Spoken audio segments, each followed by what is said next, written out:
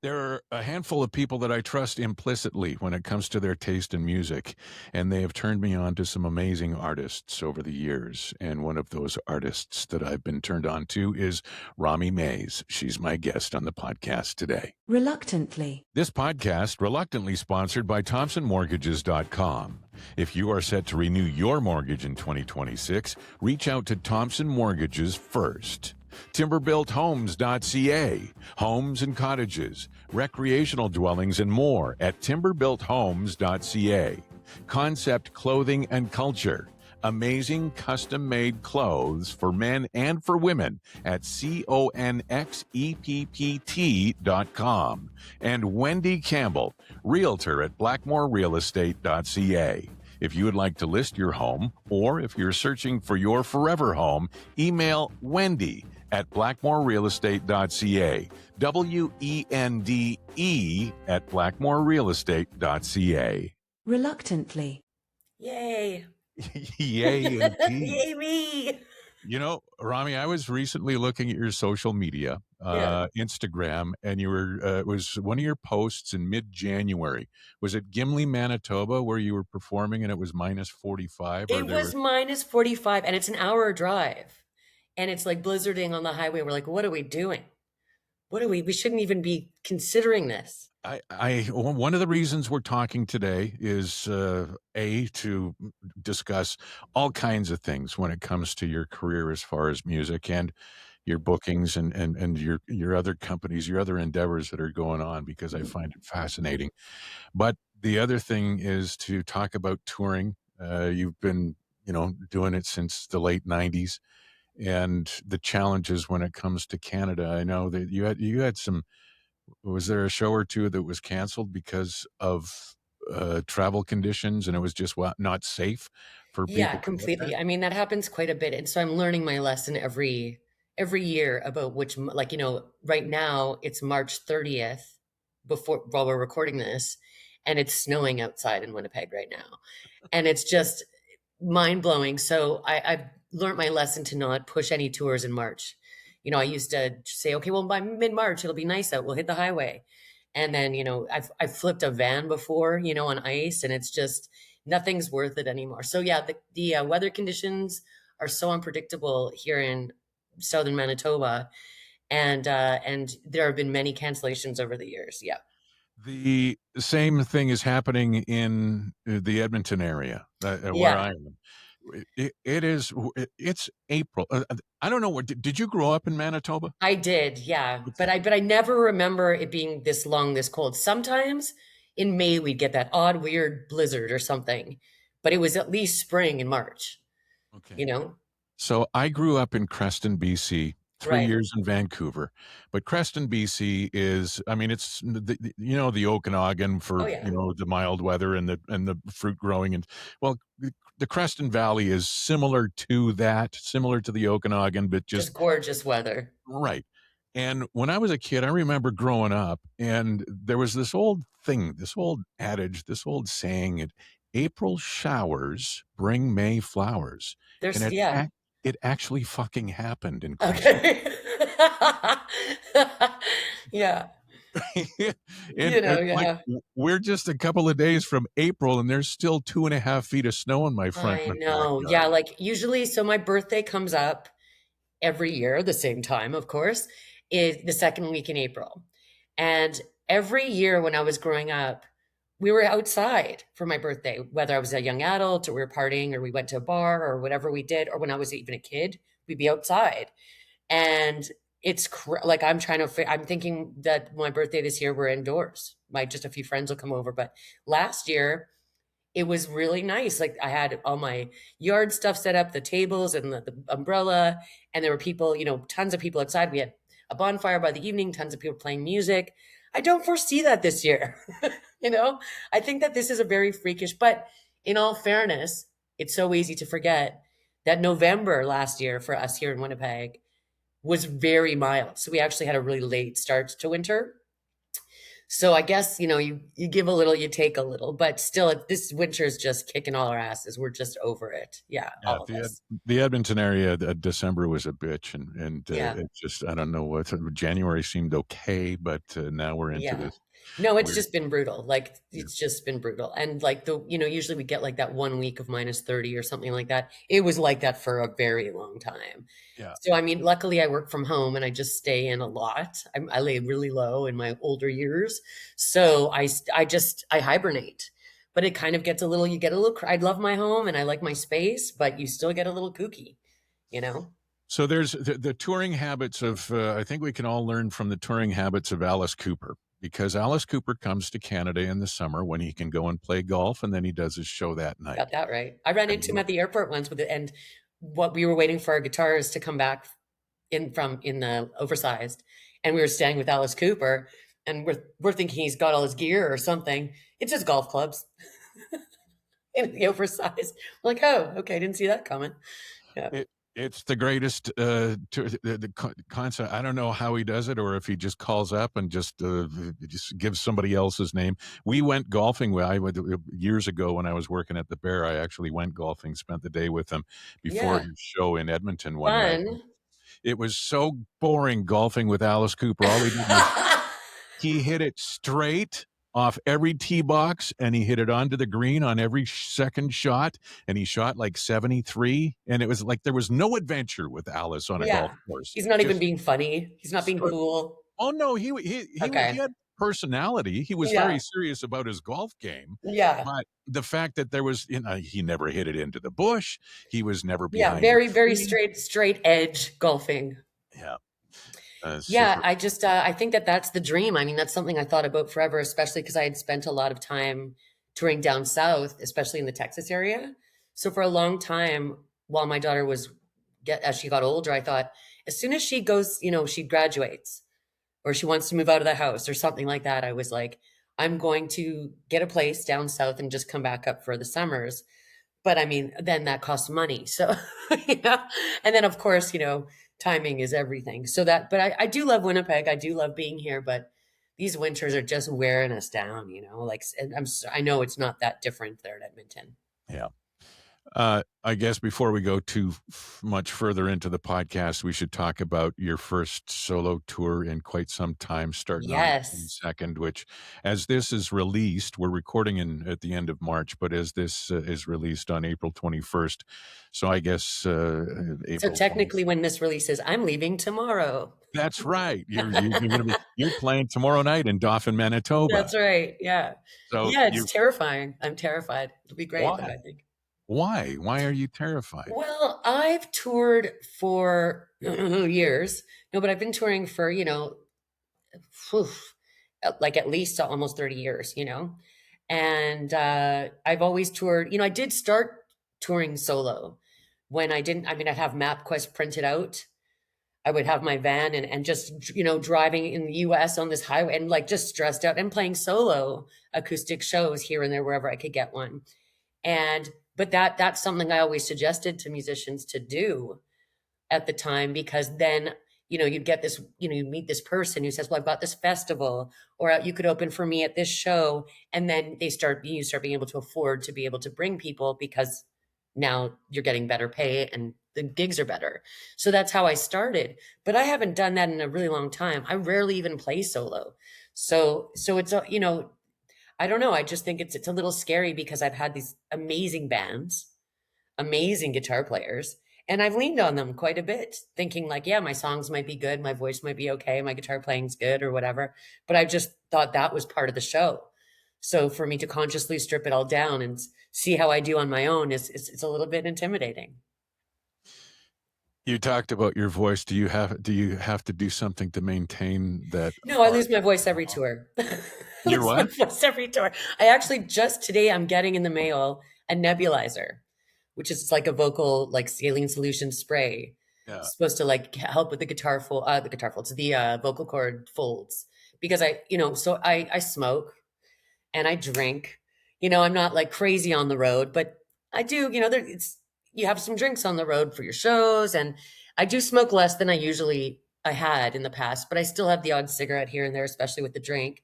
And so I mean, it's my own fault. But so, I used to tour for 2 months at a time, and I would just be starting to lose my voice near the end. But now after a week, it's like, I mean, it's such a stress of mine. I wake up every morning going, oh no, I sound like this, and then all day I panic. And then the adrenaline kicks in and I kill it with the vocals. And then it happens again. But I've had to cancel shows from losing my voice. So this time, I don't have any guitar players and bands to hide behind. The vocals are going to have to be in tow. They're going to have to be good. So I am going to take it a lot easier this tour, and I've got the nebulizer coming.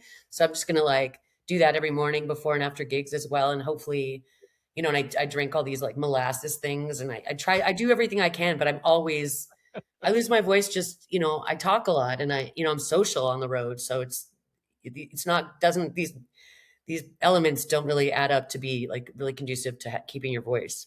Plus, you're in a bar, you're in a venue. Yeah. It's always an elevated noise level, and you Yep. got to talk over it. And not to mention at the end, there's always, there's people I'm talking to. There are people that I haven't met that maybe they want an album, people that I haven't seen, some good friends on the road, and we're going to go out for a drink, or we're going to hang out for a bit at the place. And then I'm going to go back to my hotel. But by the time I get there, like I feel great. I have no idea that I'm about to lose my voice. And in the morning, I have to start all over again. So I don't know. Such a stress for me. So it's funny that you say, how do you keep your voice on the road? I don't. I just don't. But that's part of the signature of Romi Mayes, though, is it not? Is it not that sort of bourbon-soaked kind of, you It know is if it's in control. Like that I could sing well like that with a little rasp and a little, and that bourbon soaked sound or whatever, and but if I've lost my voice and I have to like I'm trying and I can't get to where I want to, then it's not just a charming rasp, it's a shitty voice. So fingers crossed for me.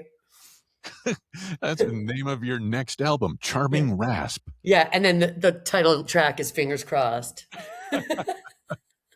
I don't You know. know, We'll see. We'll uh, see what happens. I really would like to try to take better care of my vocal cords this round. So no, I'm watching the Ken Burns documentary on jazz. It's 8 or 9 parts of 2 hours each, and the jazz part when Louis Armstrong goes from just playing the trumpet to singing and playing yeah, the trumpet, and the voice that comes through is just like, and there's things like that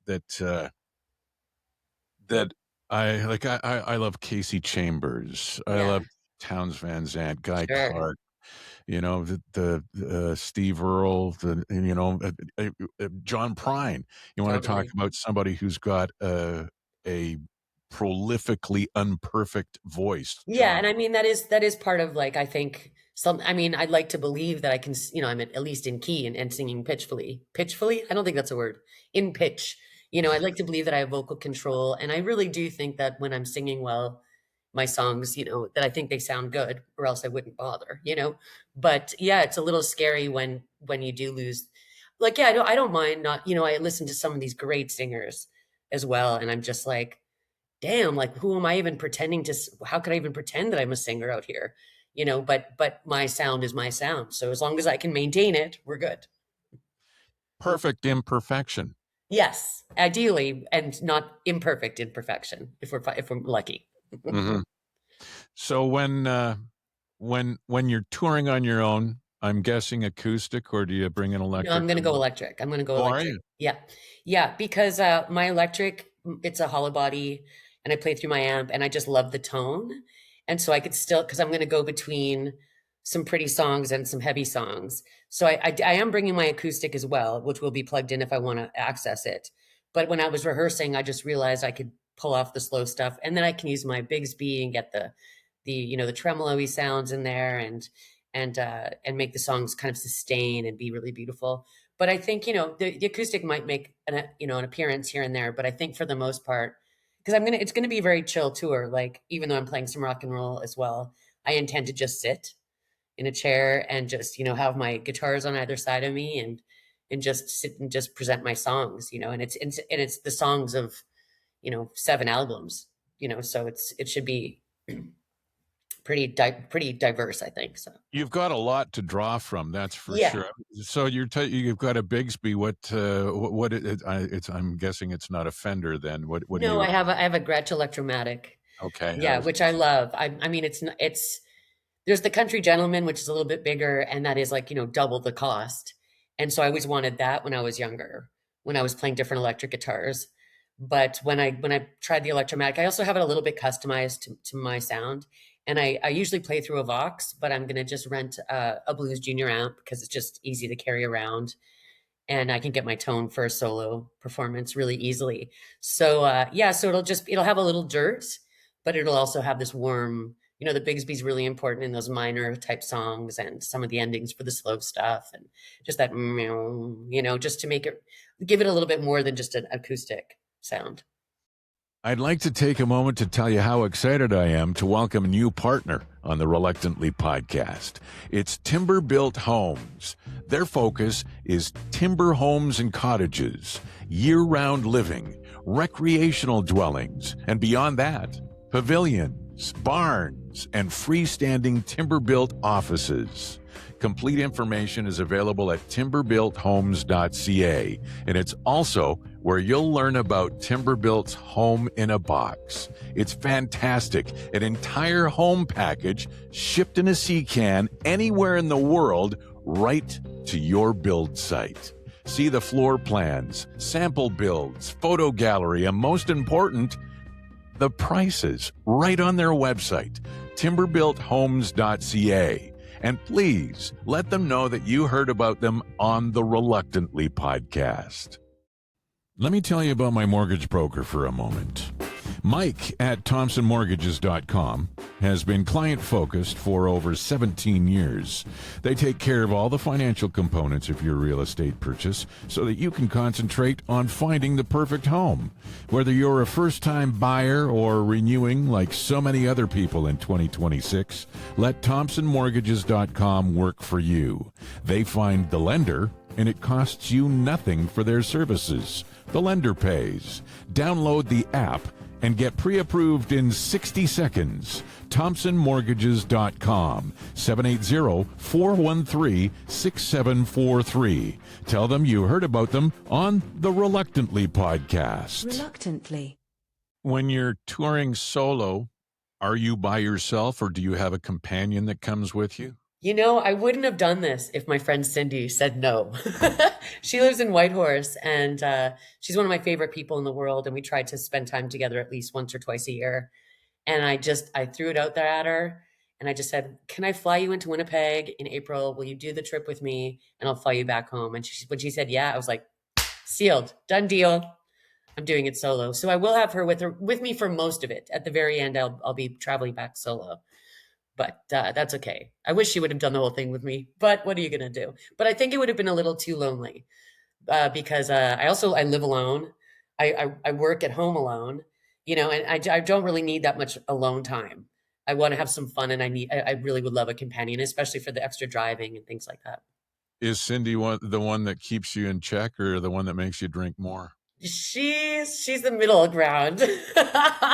She likes to have a good time, but she could also be like, "Look, like you said you wanted me to tell you to wrap it up tonight." So she's probably one of the only people I'd listen to also. So You always have to have that person that holds your ears and says, "Listen." yeah, I don't think she would. I think she would roll. She's a little bit more roll with the punches. But if I do say just whatever I say tonight, we have an early show tomorrow. Just like remind me the time if I start schmoozing too long. She'll do it. And she said she'd do merch as well, which is really nice. She's toured with me in 2009 for months on and off through the year. The Weber Brothers were my backup band, and it was an album release. That was my album Aching in Your Bones. And we toured on and off for 9 months, and she was with us we went to, Europe and the US and everywhere. And she was with me, and it was nice to have a female as a roommate because I would have just roomed alone. So it was just always nice to have my buddy with me and let the boys be the boys because I'm such a tomboy and I've always been with the boys on the road. So it's just nice to have some female energy and have your gal pal with you, Uh, Being a tomboy, you just mentioned that, and referencing back to Alice Cooper, how he would tour and play golf the day of his show in whatever town he was in, and I don't know, when you said tomboy, and it just got me, the first thing I think of is sports, Right. and it makes me think of the Bob Marley documentary Like the where soccer ball and the in his compound in Jamaica, and they're right. playing soccer ball. Were you a sports enthusiast I as a was kid? really into sports when I was a kid. And I was like, I played a lot of soccer actually. And I also spent a lot of years going out to Ontario to do canoe trips and camping, like through the camp I did. So we like 4-week canoe trips, 6-week canoe trips, and things like that. But then that sort of took a huge side step as I got older. You know, I just I wasn't as athletic in any way, shape, or form, but just recently I started doing hot yoga and the exercise bike and trying to get myself, I'm not a young spring chicken anymore. So if I'm going to balance out my lifestyle, it'd be nice to do a little bit more, breathing and stretching and weights and some cardio. So I'm really doing a lot of that right now to prep for the road, particularly. Like I'm daily doing that. So it's got to balance out because I'll be on the road and I'll be eating unhealthy and I'll be treating myself unhealthy. So it's a bit of both. But yeah, I'm not as athletic as I used to be. It would be nice to be though, because I really, really do like being athletic. Do you follow John Mellencamp on Instagram? I don't, but I love Mellencamp. He's well, he's touring again, and a lot of the Instagram posts that he's doing now is him doing athletic stuff, or at least exercise stuff, and like he's on a treadmill, but he's got a cigarette. Right. See, I mean, that's the thing is I just finished a hot yoga class, came home, had a cigarette outside because I hadn't had one today, right? It's like that's probably the only one I'll have today. And then I had one outside, and then I got on the exercise bike, and then now we're doing this. So, there's a bit of a balance in there. But if you're going to be shitty with your body, you might as well try and balance it. But yeah, no, I mean, I haven't really. I eat fairly well, but I do like a good cocktail. You know what I mean? Like I do like a good, when I get to my show, I'll do a shot of Jameson and I'll have a couple beers or maybe like a vodka soda without any ice in it, and and then that'll start my evening for the show. So I'm just, a little unwound. I know that there's like, this whole thing, this whole movement, with like, as you get older with musicians, especially now, everyone's like health, everyone's quitting smoking, quitting drinking, much more athletic. I'm not quite there, you know, but I'm trying to balance it. That's all. Well, you're of the age too where you were young enough to see a lot of the stuff in the Oh, we classic. partied. It was almost like not punk to Mm. not party. It's like someone be like, "Well, I'm going to go for a walk before the show instead of do shots with us in the green room." Was like lame. You know what I mean? And it's totally unfounded. It just felt, you know, it was a different time. You partied with your band. You stayed up. If someone said, "I'm going back to the hotel," when everyone wanted to go to a party, that was lame. And it was someone you didn't want to tour with because that wasn't any fun. But it changes over the years. That was many fun. And from a personal point of view, that's the one thing, but the other thing too is you're the age, when you were 10, 12, 14 years old, you started hearing about the legendary stuff that the rock stars Totally. They were of the shooting day. heroin for Christ's sake, so we thought we were lightweight. Yeah, so I mean, you hear all the stories of Deep Purple, Led Zeppelin, Yeah. Black Sabbath, and all of that Yeah, and, stuff. and and you do sensationalize it a little bit too. And it really is true though, people say that in this industry, there is, it does lend itself to, drinking in venues and bars and the green room will have, a case of beer that your brand just waiting for you. So it's like, I don't know, it does lend itself to being a little bit more promiscuous with like drugs and alcohol, but there is a balance. And as I've been toured more and more, my bandmates are less and less apt to party with me. So it does slow you down. Does that lifestyle fade into your songwriting or mix with your songwriting a fair bit? Yeah, I think it used to. I think maybe that's why I can't write as great songs as I used to because I'm not as fucked up all the time. I don't know. I actually swear, I know this is not good information, children. Do not listen to me as advice. But I feel like when I have a buzz on, or like when I come back after being out for a bit, that's when I pen to paper a bit more. When your brain's a little looser, when maybe that, I don't know if that's, a good thing. It's definitely not a great thing, but it just seems to be like when I do I guess creativity, kicks in, smoke a little weed, and then you feel like you have more ideas or something like that. But regardless, I mean, it shouldn't be a benchmark of how you write. But I think I wrote more when I was messed up more. I think whether they were good songs or not is questionable, I guess. Well, nothing takes your mind off government taxes and mortgage payments like a little buzz. You got that right, which is not, again, great advice, children. But yeah, no, I mean, I'm not even trying to sensationalize alcohol and drugs. I just know that it's definitely in part of my lifestyle. It's just not as prominent as it used to be, for sure.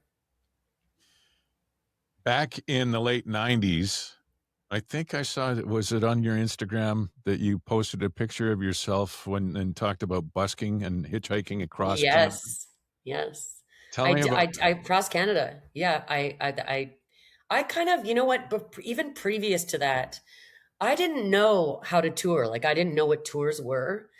And my friend Joanne and we had a cassette tape, one cassette tape that we made, and we actually used a color photocopier and photocopied the Player's Special Blend cigarette case.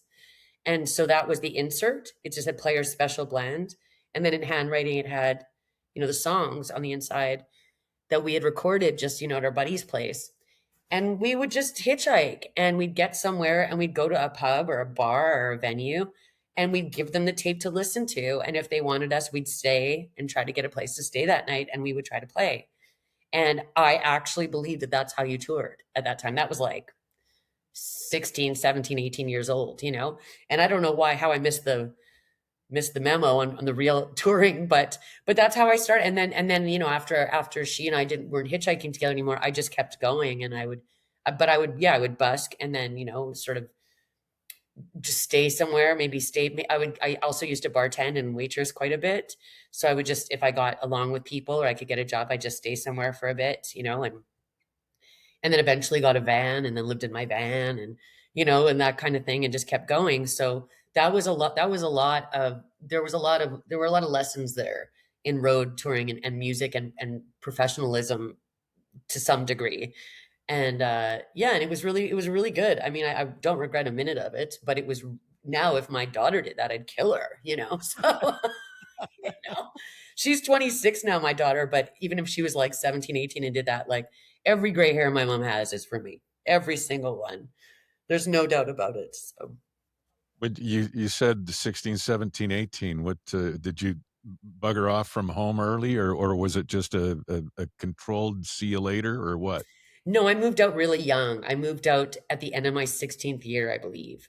And I moved into an apartment with a boyfriend I had at the time, parents' dream, who was a musician, who played at the Blue Note, who just was the harp player in this band. But those guys are all still my best friends. They were in a band called the Blues Puppies, and they played at the Blue Note on Main, which was, I mean, that's epic Winnipeg location. That's classic. So actually, Jay Nowicki and Chris Sawell were both in that band, and they've both been my best friends still. And I played music with both of them. Chris Sawell is still in my band now. So that was when I was about 15, and I met those guys. And then I moved out. Yeah, I moved out really young. And I did 1 year of university, and then I just stopped because I just wanted to just be immersed in that scene so much. So I wanted to play. I wanted to stay up late. I wanted to not go to classes. I wanted to just jam with people and learn music. And so that's sort of how it all flowed for me, just hitchhiking, busking. I just loved music. I didn't know the rules. I don't Were, think there are any. were your parents together, or a single parent, or like? No, my dad and mom split when I was 2. Hmm. And my mom moved us into my grandmother's house. And my grandmother and mother did not get along amazingly. And also, my sister, who was 3 years older than me, she had passed away when I was 14. So that really lent itself to me just wanting to get the fuck out of there. You know what I mean? So that it was part trauma, part searching. So that was a lot of the reason why I just like, and that was also a lot of the reason why I wrote a lot. I was messed up, like there was a lot going on. And so a lot of my songs were pretty heavy at the time, but then I just started playing on stage at the Blue Note and singing those crazy heartbreaking songs for like these like hookers and coke addicts who were there after hours, and they'd be crying and like hugging me, and I was like, this is interesting, and I was like 15, I was like 16, I guess. And yeah, and then I just thought these were my people. So I just went with them. The dynamic of your mom and your grandmother not getting along, and then the loss of your sister, did it leave you with did you find yourself as, maybe a mom and grandmother would argue or have confrontations, that your sister was your solace, and then when you lost her? 100%. Yeah. No, 100%. She would, when they would fight when we were growing up, we shared a bedroom, her and I, and she was older, right? So she would take me upstairs to the bedroom and she'd put on the ghetto blaster, and she put it kind of as loud as she could, which wasn't much, and she'd play games with me. She'd try to like, let's play this game. And she invented this game called the sock game, where we would be on our beds across the room and we'd have to like make a pose. And then the other person would just throw all the socks, and as many that landed and hooked onto them was like, a point, right? But yeah, so I mean, she always was trying to, kind of protect me from, they weren't dangerous, but I mean, just from that kind of sound and that situation. So yeah, when she passed away, I kind of felt really left alone there, really isolated and feeling like I needed to go find myself somewhere else. Did you have an idea of what it was that went with her when she passed that you needed? Did you have a hard time finding it, replacing it, not I'm still replacing it? looking for it. Yeah. You know what I mean? I don't know if you've ever lost someone, and like, especially your only sibling, but yeah, like, I mean, I'm 51 in a couple weeks, and I was 14 when she died, and I still think she's my big sister. She was 17. I'm still looking up to her, always hoping that I'm making her proud, and like, yeah, I mean, it's a huge loss. Like, you're just stunted completely on like, what do I do now? So I'm just thankful that I had music, and I was always into creative arts, so poetry and things like that at the time. So I was glad that I had an outlet for some emotion. That really, it's music definitely healed me quite a bit. How old were you when you first recorded? Um, well, I mean, outside of outside of in my ghetto blaster, I still have the cassette tape in my keepsakes downstairs in my basement. When my sister was even still alive then, so I was probably, 11, 12. I was I thought I couldn't sing. Like, it wasn't a natural thing. I just kept trying to sing all the time until I could sing my way. But I was singing like TV shows theme songs, like, show me that smile. I'd be like, again, don't waste another minute, and just try. And I'd have this collection of these terribly shitty. So that was the first time I recorded, actually. And then, the first time I ever like heard myself recorded, I guess I was, yeah, like 14, 15, 16 at, buddy's place. He'd just have a microphone, and I don't even think it was a computer thing at that point, right? It was probably just some outboard, 4-track or something like that. And then, and it's weird the first few times you hear yourself, because you're not, you don't know what you sound like outside of your own head, so it was always weird to assess if I was any good, that kind of thing. Believe it or not, I'm walking on air. I You never remember thought I could feel so free. No, William all of Cat? them, all of them. William Cat was the greatest American hero. I had the biggest crush on him. The biggest crush on him with his blonde curly afro. The biggest crush. Oh my Huge. god. And then, of course, to only find out later when I started learning about country, because Dukes of Hazzard was one of my favorite shows. My sister and I used to debate who got Bo and who got Luke as our boyfriends. Mm. So, but yeah, I mean, the Waylon Jennings, like, being the singer of that song was a huge, you don't really know that stuff when you're younger. And also, I didn't even know who sang anything, because you only had the radio, Uh-huh. to sort of guide you. So who got Bo, who got Luke, and I Cindy got got Luke because she was older, and yeah, I wanted Bo. yeah. And Cindy got Goober or whatever his name. Cindy got Boss Hog. The reason I ask, what was your sister's name? Fern. Fern? Okay, so Romi and Fern, were your parents like hippy dippy trippy? No, Like they're were actually, I don't understand the Fern part actually, but Rami's a Hebrew name. So I was born Jewish. I say born Jewish just because we went to Jewish parochial school and all that, but I've never really been much of a segregated religion flag waver. So I'm not really religious in any way, but I'm really glad I learned the culture and the history and the language because at one point I spoke fluent Hebrew as well. But yeah, so Rami actually means to be high. It actually, in case it actually means to be high and raise up. But I learned that in grade 7, so I was pretty excited about it. well, just Romi Mayes is one of those great rock and roll names. It's just Well, it's my maiden name is Rikus, actually, but I was married and divorced by the time I was 27. So I just kept the last name because I wanted my daughter and I to still have the last name. And then my music career started. So it was like Romi Mayes was a way better name. Anyway, and once I started getting any acknowledgement for my career, I wasn't changing it then. So you said that you were not an awesome singer, and then all of a sudden you get to the point where you're winning, or being nominated for Western Canadian Music Awards and Juno's nomination. We just saw the Junos here recorded, or as we record, it was last night. And right. what was the transition from I'm a shitty singer to I've been nominated for a Juno? What was that? Where did I don't know. I really don't. I think I just have balls of steel. I know that. So I think I just really wanted to. I just really wanted to sing. And I think that once I was writing songs, when you start writing songs, you write them for your own voice. You're not going to, covering a song is completely different of trying to mimic someone else's voice and their range than writing and singing what you're comfortable with. So I think when I started writing songs when I was about, 15ish or so, that's when I could sing better because I was finding my range.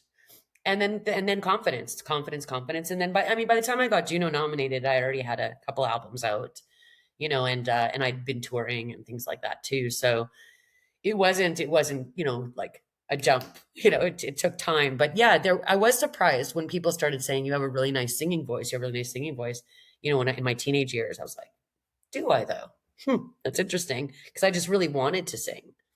Reluctantly. This podcast is reluctantly sponsored by Wendy Campbell, realtor at blackmorerealestate.ca, serving the greater Edmonton area, proudly Canadian and locally owned. Contact Wendy at blackmorerealestate.ca. That's WENDE at blackmorerealestate.ca. Why does she not have a Y in her name? I don't know why. It's none of my business, probably none of yours too. Wendy has over 20 years of home sales experience. She has extensive knowledge of the new and previously owned home market. She can help you out with a free market evaluation of your home. And if you're looking to buy your forever home, she's got all the resources to help you with that as well. Not to mention, she's a builder partner with Rowett Homes. Wendy at blackmorerealestate.ca. WENDE at blackmorerealestate.ca. Reluctantly. Hey, give me a minute to tell you about Concept Clothing and Culture. CONXEPPT.com. Suits and tuxedos. And you can find them right here in Edmonton. They're handmade suits, custom tuxedos, tailored essentials, suits starting at $1,188. You choose everything. The color, the fabric, even the stuff on the inside.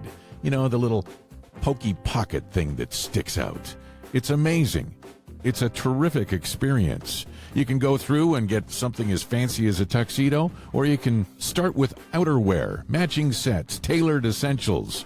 They even do shirts, trousers, vests, and they do amazing couture for women. CONXEPPT.com. EPPT.com. Concept, clothing, and culture. Look your best. Reluctantly. Why so long between albums? The most recent one, 2024, with Small Victories, and the one prior to that is like 9, almost 10 years. Yeah, it was 2015 to 2024. There were a bunch of reasons. When I toured my album in 2015 into 2016, that was like the first time I really lost a lot of money. And my band all got paid. Everyone got paid, and everyone was tickety boo except me. I went into like a bit of debt, and the shows weren't as well attended as they had been, even as I had been building them up and thinking I was going back to a great venue. And then, it's like hit and miss on a different day of the week. And it started just affecting my mental space about what I was doing and why I was doing it. And then, so that I was like, you know what? At the end of 2016 in October, I think I was in the whole 15 grand. And I was like, you know what? I'm going to stop for a second, and I'm going to find out what the trend is. Like, what's my next move? What am I doing wrong? Like, how should I record? How should I release music? Because I've been independent this whole time. I didn't really have great mentors. Well, I had great mentors telling me what their advice was, and then I didn't expect to wait that long. But then COVID came too, right? And when COVID came, I was still not even in the mood to travel or tour a new album yet. And that just put me way back. And actually, even though a lot of people were doing a lot of writing and working on their music through COVID, I did the opposite. I just kind of lost interest. And that's when I started working in the event planning industry a lot more. So that sort of took a front seat, and my music and touring and recording and writing took a back seat.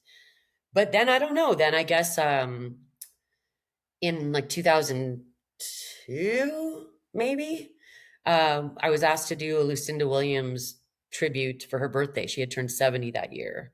Maybe that was even 23, I mean. Did I say 2002? I meant 2022. I was going to say 22 or 23, right? Yeah. 2002. Because I'm pretty sure Lucinda is at 90. Yeah. In 1745. No, and so I ended up doing this tribute show. And it was so much fun. I was still playing shows. Like I was still, if I got hired for something, my band and I would rehearse and we do stuff. I wasn't just off the scene completely. But it was so much fun that we decided to tour it. So then I got kind of excited about hitting back the road again, and we did a bunch of touring, and I did some headliner festival stuff with it. And then I guess by transitive property or by osmosis, her songwriting, which is so great, started inspiring mine. So I ended up starting to write more and finish songs that I hadn't finished over a long time. And then it just pushed me by 2024 to record. That's what I was going to ask. What was it that, because I know about Sure Shot bookings, and I know that when you get into something that almost becomes a steady paycheck, you kind of, if you want to call it steady. Well, no, but I understand what you mean. But a little less volatile than right. Well, yeah, I mean, just being a musician only is so scary as an income. But yeah, I mean, and I always had been in some kind of bookings situation. I booked all my own tours. I booked other people's tours. I was definitely in the business side of my entire career and helped a lot of others. So it wasn't a crazy transition. It's just that I really got passionate about it. It was something that was really working. So when I started working as a contractor for the other company and not my own, I found very much that I was like, oh, okay, I can, and I was even on the roster at that time. I was still playing shows through COVID and things like that, solo shows and stuff. I kind of thought it was a nice marriage for the whole thing, but it did, yeah. Like you said, once it started becoming like less important for me to work on my music career. Mm-hmm. And now with the Sure Shot bookings and starting through the pandemic and into the early 20s, I did a podcast with Kurt Dahl, who's an entertainment lawyer. He's also the drummer from One Bad Son. Yeah. And him being a musician, but then also an entertainment lawyer, there's that aspect of he's on the side, like, that he's on the side of the musician. He Right. wants to be the coolest lawyer Right. that there is, and Totally. you also have that opportunity being a 100%. musician background and and working on people's behalf with their booking and touring and all Totally. of that stuff. So you know the bullshit that the artist ends up going through, and you can watch out for that stuff and nip it in the bud before it even happens, right? Yeah, and I actually think, like, I don't run into too many situations where, like, I have to protect the artist. It's more about facilitating the needs for the artist and right off the bat, because I know what I would need as a musician, what information I would need, what kind of deal I would need, what it looks like to them. So I mean, that all those skills, having been a musician my whole life or most of it, really, I mean, really lends itself. I mean, you could be a booking agent and not be a musician. And I'm not exactly a booking agent, but that falls into play of what I do. But yeah, but I mean, it's so advantageous to be able to see the musician side, and I think that's why what I'm doing is working and why it's successful, because the artists are super stoked to work with me because it's flawless. It's seamless, the whole Right. situation. You mentioned Lucinda Williams and doing that performance, and there's obviously, I guess, some comparisons that have been drawn. Are there other artists that you can nail when it comes to covers? I know you're touring and doing your own material and stuff, Yeah. but who are the ones that you just absolutely love to sing? Actually, what's funny is have done a Joan Jett tribute and I have done a Pat Benatar tribute. Impossible. Impossible. Like, I drop every key by like 10 keys. It's like Pat Benatar is the best singer. And I love singing Joan Jett songs, but I don't cover them very frequently or anything like that. But ironically, like, not a lot of female performers. I don't really cover too many female. Also because, maybe without realizing, and I'm just guessing now, maybe because they sound so good doing theirs and I don't want to try and be second best. But I do cover, like, some blues stuff like Sam Cooke and things like that. That I just can't help but love. Like, there's a Junior Wells song I love covering, and I won't do it on stage very often or anything like that. But sometimes I actually have one in the pocket for this tour for an encore idea that I'm going to keep to myself right now. But it's a female singer, but I just wanted to kind of do a cover, I think, for the encore, because they've been hearing my material for 90 minutes. So I thought it'd be fun to do something else for the encore. So yeah, so I there are definitely some females that I would love to cover, like, Blondie and, like Janis Joplin. Like, there's a lot of people say I sound, there's a Janis Joplin, you know, comparison in there, but I wouldn't attempt it. She'd just be way better. So I don't You want to look mentioned bad. you mentioned Junior Wells and Sam Cooke. Do you draw a lot of inspiration from Motown and Very much so. yeah? Yeah, very much so. It's one of my favorites, like, types of music. I don't consider myself a blues player. I've won awards for being a blues artist. And I'm like, really? But there is influence. I mean, it's basically, I grew up on classic rock and apparently TV show theme songs. and and then there's folk and there's country and there's blues and lots of Motown. I love doo-wop Motown, just love it. And it all kind of comes together into one sound with a bit of a spice of me, I suppose. Whatever I'm coming up with, if there's any originality left in all that. But when I play with certain players that are my backup players in my band, there are a lot of, like, bluesy inspired players. So I learned a lot about blues through them, quite a bit. So that's been kind of nice. I mean, I'm just huge, like John Lee Hooker, just a huge John Lee Hooker fan, and so many others. Sue Foley, who's a Canadian blues musician. It was just her birthday the other day, and I was texting her, and I was just telling her, like, dude, you're just fucking killing it out there, and you're one of my heroes. I fucking love you, and she's just like, oh, Roms, like, you're doing just as good. I'm like, no, I'm not. No, but thanks for saying so.